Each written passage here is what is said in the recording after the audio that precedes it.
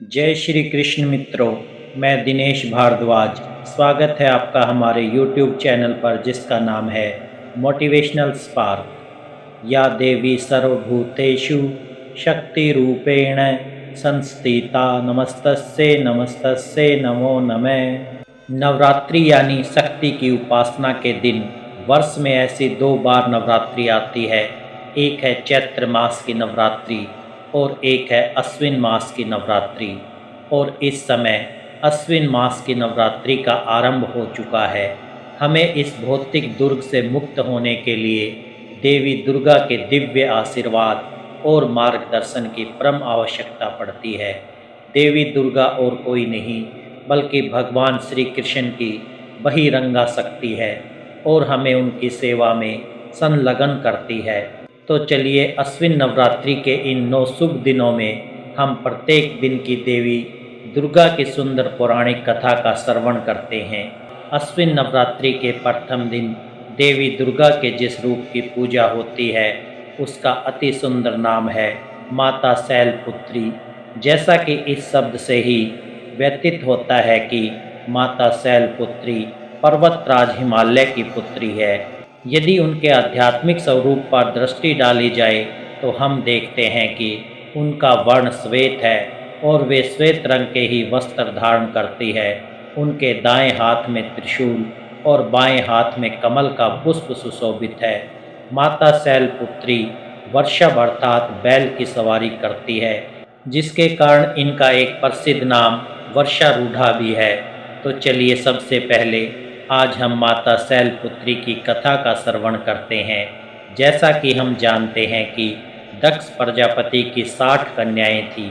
इनमें से सेती नामक कन्या का विवाह दक्ष की इच्छा के विरुद्ध भगवान शिव से हुआ था। एक बार दक्ष प्रजापति ने एक महान यज्ञ का आयोजन किया तो उसमें भगवान शिव और सती को छोड़कर सभी देवी देवताओं को आमंत्रित किया गया। जब सती को ये समाचार मिला तो वे अपने पिता के यज्ञ में जाने के लिए लालायित हो उठी। रुद्रदेव के मना करने पर भी सती नहीं रुकी और अपने पिता के यज्ञ में पहुंच गई। जब दक्ष ने सती के समक्ष ही भगवान शिव का अपमान किया तो उसे ये सहन नहीं हुआ और उन्होंने अग्नि में अपनी देह भस्म कर डाली। अपनी प्रिय पत्नी के वियोग में महादेव ने भी वैराग्य धारण कर लिया और वे घोर तपस्या में लीन हो गए। इन्हीं दक्ष प्रजापति की एक और पुत्री थी जिसका नाम था सवधा। इसका विवाह पितरों के साथ हुआ था। इन पितरों की 3 मानसी पुत्रियां थीं, मैना, धन्या और कलावती। अब देखिए एक समय ऐसा हुआ कि ये तीनों कन्याएं भगवान विष्णु के दर्शन करने के लिए श्वेत द्वीप पर पधारी और उसी समय 4 कुमार भी वहां पहुंच गए। इन 4 सिद्ध गुणों को देखकर वहां उपस्थित सभी लोगों ने अपने आसन से उठकर उनका स्वागत सत्कार किया, लेकिन पितरों की ये 3 कन्याएं अपने स्थान से नहीं उठी। ये देखकर चारों कुमार उन पर क्रोधित हो गए और उन तीनों को स्वर्ग से दूर होकर नर स्त्री बनने का श्राप दे दिया। इस अभिशाप को सुनकर तीनों कन्याएं उनके चरणों में गिरकर क्षमा याचना करने लगी। इन तीनों पर दया दिखाते हुए वहां पर उपस्थित सभी देवी देवताओं ने इन्हें भिन्न भिन्न प्रकार के वरदान दिए।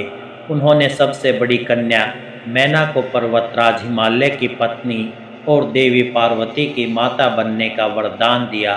दूसरी कन्या धन्या को महाराज जनक की पत्नी और देवी सीता की माता होने का वरदान दिया।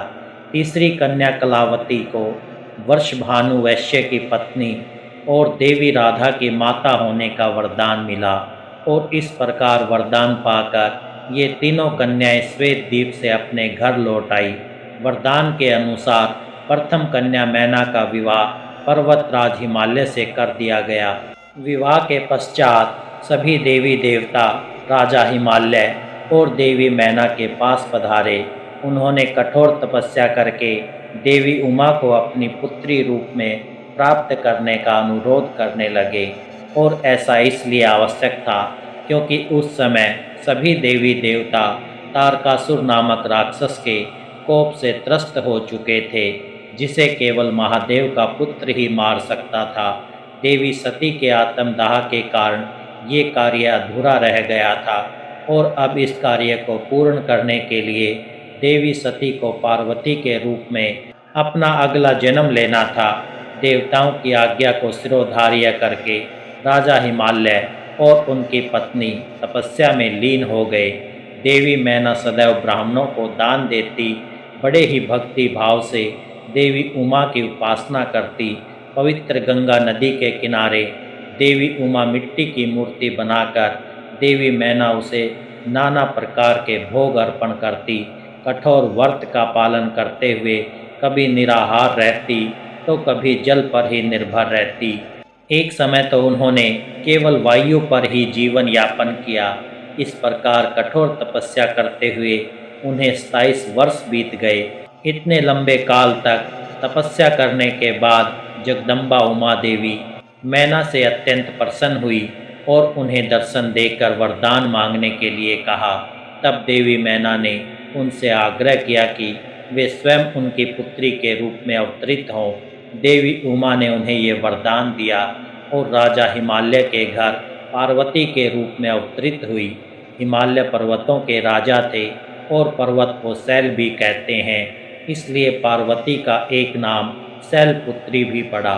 उनका एक अन्य नाम हेमवती भी है। तो ये थी माता शैलपुत्री की संक्षिप्त कथा। आज प्रथम नवरात्रि के दिन माता शैलपुत्री की पूजा आराधना और उपासना की जाती है। उनकी पूजा करने के लिए इस दिन सुबह जल्दी उठकर स्नान आदि निवृत्त होना चाहिए। इसके बाद विधि पूर्वक कलश स्थापना करें।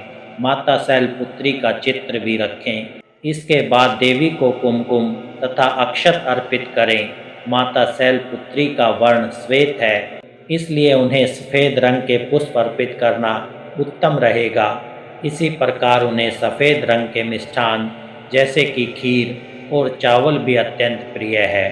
भगवान शिव की नगरी काशी में माता शैलपुत्री का एक प्राचीन मंदिर भी है, जहां पर नवरात्रि के प्रथम दिन भारी भीड़ देखने को मिलती है।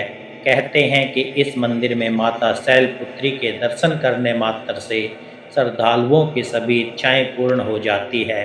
माता शैलपुत्री को वाराणसी भी अत्यंत प्रिय है, इसलिए वे वहां सदा निवास करती है।